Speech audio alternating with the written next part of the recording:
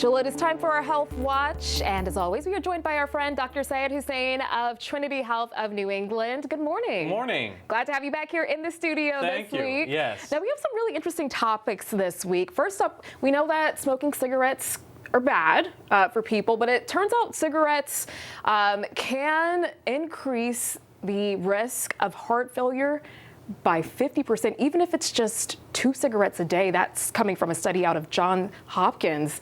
That sounds nuts. Just 2 cigarettes a day. It is. One too many. So let's talk about this. So what we've known, Symphony, to your point, we know smoking contributes to cardiovascular disease and death. We know that, along with many other things, right? But what has been less clear is how many cigarettes actually lead to what kind of outcome.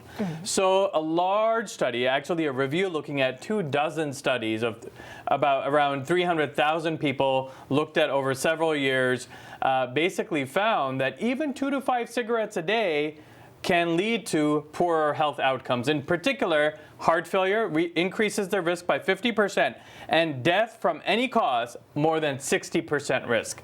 So we've all heard of people who, it's hard, it's tough, right, to quit cold turkey. We understand that, but there needs to be that effort, that motivation to quit smoking completely, not just cut down. We hear of people who say, oh, I've cut down, now I smoke 2 to 4 cigarettes a day. And we see that more and more with habits changing, smoking habits changing globally. So even those 2 to 4 cigarettes a day, longer term, will lead to poorer health outcomes. So it's really, really important that you seek medical care.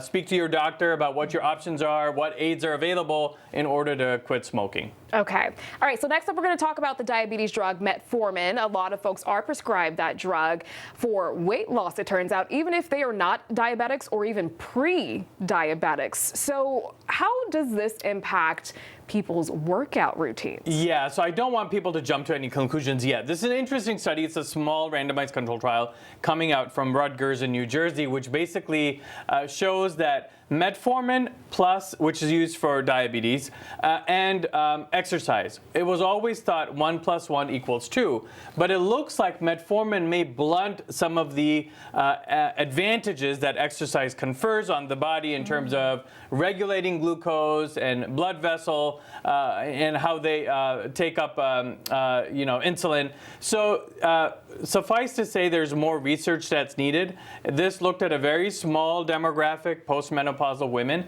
but we'll need to understand what we do in order to preserve the benefits of both metformin and exercise in terms of the body's glucose mechanism. Okay, that's something to consider.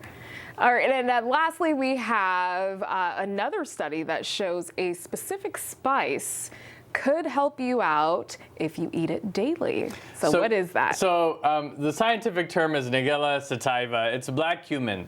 And this is a flowering plant that is, grown very commonly in South Asia, the Mediterranean, North Africa. And this is a study coming out of Japan which shows beneficial effects of even 1 teaspoon a day and what the impact is on bad cholesterol, LDL cholesterol, and the good cholesterol, HDL.